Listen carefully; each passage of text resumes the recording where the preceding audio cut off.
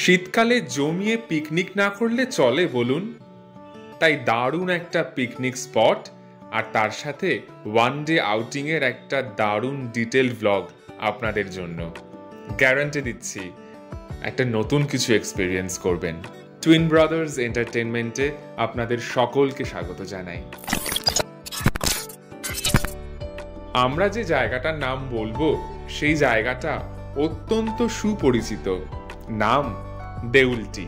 হাওড়া জেলার অন্তর্ভুক্ত এই দেউলটি আরেকটি বিশেষ কারণও কিন্তু খুব জনপ্রিয়, কারণ বিখ্যাত লেখক শরৎচন্দ্র চট্টোপাধ্যায়ের বাসভবন এই দেউলটিতেই।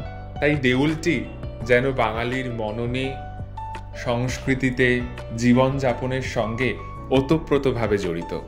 কলকাতা থেকে দেউলটির দূরত্ব মাত্র 65 কিলোমিটার। ট্রেনে হোক কিংবা আপনার নিজস্ব গাড়িতে 1.5 ঘন্টার মধ্যে পৌঁছে যাবেন দেউলটি। হাওড়া থেকে দেউলটি যাওয়ার জন্য রয়েছে বহু ট্রেন।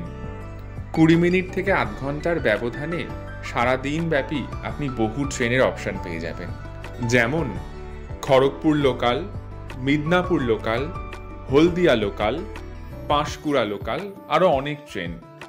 আমরা গেছিলাম 8:30-এর পাঁশকুড়া লোকালে। ট্রেনের টাইম টেবিলের একটা স্ক্রিনশট শেয়ার করলাম, প্রয়োজনে আপনারাও একটা স্ক্রিনশট তুলে রাখতে পারেন।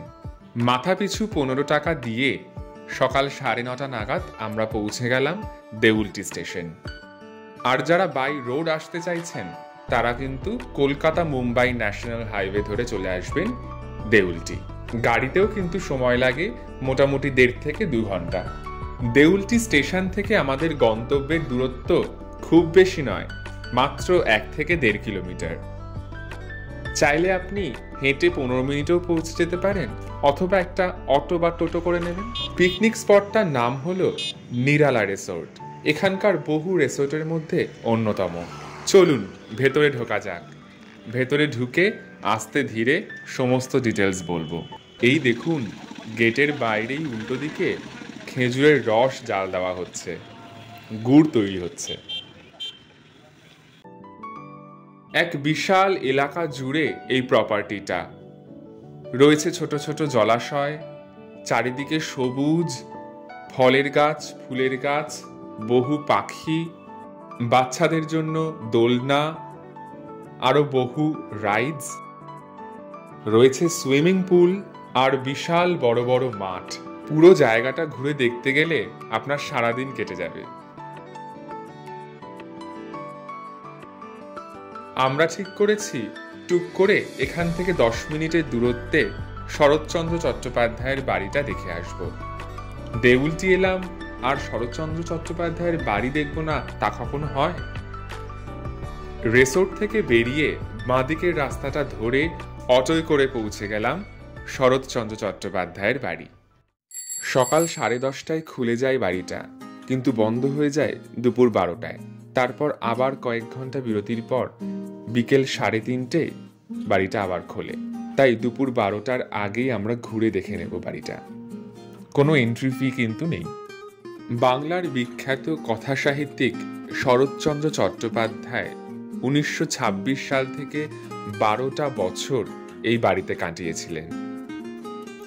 এখানে তার শেষ লেখা উপন্যাস বিপ্রদাস সহ বেশ কয়েকটি ছোট গল্প ও উপন্যাস রচিত হয়েছিল।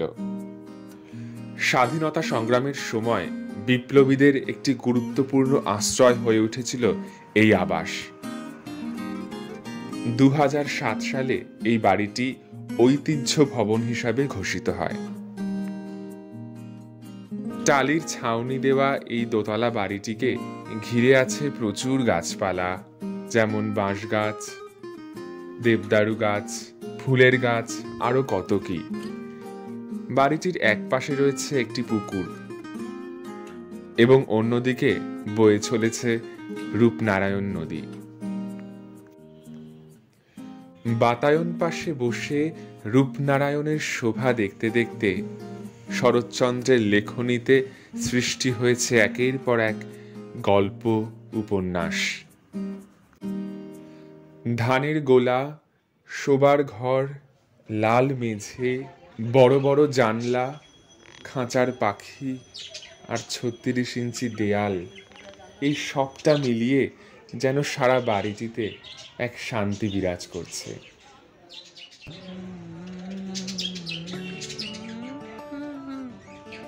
ফিরে এলাম নিরালা রিসোর্টে, অর্থাৎ পিকনিক স্পটে। ঘুরে দেখতে দেখতে আপনাদের একটু ডিটেলসটা জানিয়ে দিই। রিসোর্টে ঢোকার সময় কোনো এন্ট্রি চার্জেস নেই। পিকনিকের এই প্যাকেজে ইনক্লুড রয়েছে ব্রেকফাস্ট, লাঞ্চ এবং বিকেলের স্ন্যাক্স।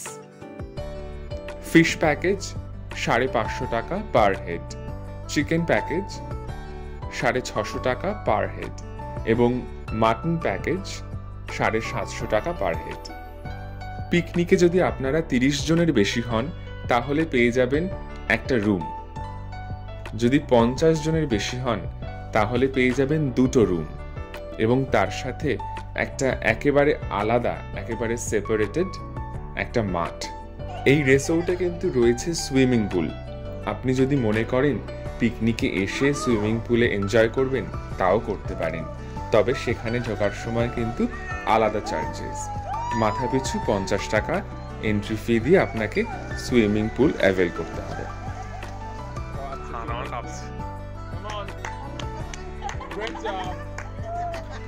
এছাড়া এই রিসোর্টে আপনি নাইট স্টেও করতে পারেন, তার জন্য রয়েছে দারুণ ব্যবস্থা, যেটা কিনা আমরা করেছিলাম। প্রত্যেকটা ঘর বেশ বড় বড়, রয়েছে ডাবল বেডরুম, ডরমেট্রি, আরও অনেক ফেসিলিটি।